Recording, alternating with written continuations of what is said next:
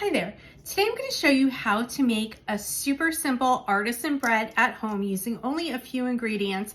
And best of all, you don't have to spend hours and hours kneading your bread. We're going to mix together the ingredients, we're going to set it aside and let it rise until tomorrow, and then we're going to bake up that crusty, awesome, warm, delicious bread, and everybody is going to go crazy when they smell that fresh baked bread in your house. We are going to start simple with a medium stainless steel bowl from Pampered Chef. Any bowl will do. This happens to have a lid, so I love it for that. But if you don't have a lid for a bowl, you can use a towel over it to let it rise. You want to keep it nice and warm. And we're going to mix and let the dough rise in this bowl. So you want to make sure it's a decent sized bowl for room to grow. So we're going to start out with 3 cups of flour, and I'm just using all-purpose flour, and I've got my 1 cup measuring cup. So we're just going to get that and pour that in here.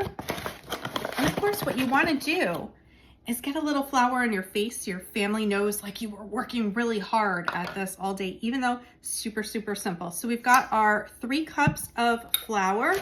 And then we're going to add a 1/4 teaspoon of instant yeast. Now, if you're a baker who loves baking a lot, or when you make this and you discover how easy it is and how you cannot live without making your own bread at home, you can get one of those jars of the instant yeast. I just buy those packets. I keep them in this leak-proof glass container and I keep it in the fridge. But I do keep the label in here so that it doesn't get tossed by someone cleaning out their fridge and not knowing exactly what it is. And it's the instant rise yeast, and we're just gonna take a 1/4 teaspoon of it. But keeping it in the fridge keeps it fresh for longer and in that airtight. So this is ready to go when I have the mood strike me to make some fresh bread. Okay, then we're gonna take a 1.5 teaspoons of salt. So I'm just going to take my 1 teaspoon here and measure this out. Like I said, it is super simple. So we have 1 teaspoon, and then here is my 1/2 teaspoon.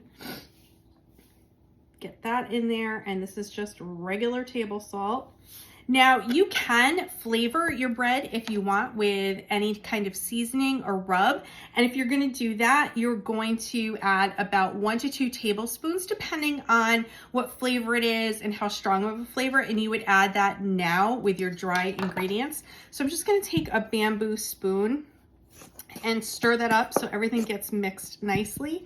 And then we are taking 1.5 cups of water. Now I'm using my Pampered Chef Easy Read measuring cup. What I like about this, if you're not familiar with it, the measurements are on the inside of the cup, if you can see that there, so that it's laying flat, you're measuring it, and you don't have to do that weird like balance thing. You can see exactly how much you have. So I'm just gonna pour this in here. Doesn't have to be at a particular temperature. That's why this is so easy. And then we're just gonna gently stir this up. And again, I'm using my bamboo spoon because this does get sticky. And I just like this type of spoon better than a spatula or a metal spoon to get everything mixed up and easily get it off. So it's gonna give you a little bit of an arm workout, as you can see, but hey, benefits, right? You can balance it out. You got the workout, and then tomorrow you can look forward to some delicious bread. So you do have to plan this out because it does take 24 hours to rise. So you want to give yourself that time to say, when do I want this ready, and go backwards from there. So this has come together nicely. I've just gently stirred it, and look at that. I have my nice dough ball. It's nice and sticky. Everything's stuck together. I'm just going to scrape off that little bit that's still on the spoon because of course we want to get every little bit of goodness in our loaf of bread tomorrow. So now I'm just going to cover that over, and we're going to put it aside and let it rise for about 22 hours, and then I will come back with your next steps. Stay tuned. Okay, we are back. It's 24 hours later, and I've had the dough in my medium stainless steel mixing bowl with the lid on, and we are going to take the lid off. And look at that. Look at how big the dough got. Remember how it was yesterday? So I've got my pastry mat here with some flour on it, and we're just gonna scrape this dough out. Get it all out. It's nice and sticky, so I am using the back of my bamboo spoon to get it all out. You can also use a bench scraper if you have one. So we're gonna get this sticky goodness out. Smells like bread, guys. And now I did say it was no knead, but right now you want to shape it into a nice nice loaf. I'll show you there, because right now you kind of have that blob.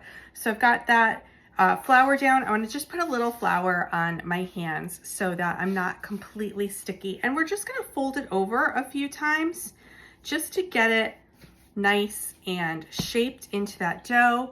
And of course there, you're getting that flour on your face, so it looks like you've really been working hard at this. All right, I mean, super easy. I just put it into a loaf shape.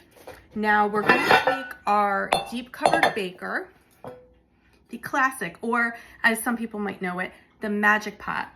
And here's a trick: parchment paper. So you're going to wad it up and you're going to get it wet. Just a little bit of water on there. And crinkle it up, and then you're just gonna put that in here. And why? That is gonna help with a little bit of the steam, and also then when you go to take it out, you'll easily be able to lift it out and get the parchment paper right off of that delicious loaf of bread. Get that in there, and then we're just gonna take our bread and we're gonna put that right in here. Just a nice little loaf. And we're gonna cover this over for 2 hours and let it rise in the deep covered baker. So stay tuned, I'll be back in 2 hours. Okay, so we have our dough rising in the deep covered baker now for about 2 hours. Look at that, it's filled up the whole thing. So we are gonna put this in the oven at 450 for 30 minutes, and then we're gonna take the lid off for 5 minutes. And I guarantee you, you are gonna wish you had smell-o-vision.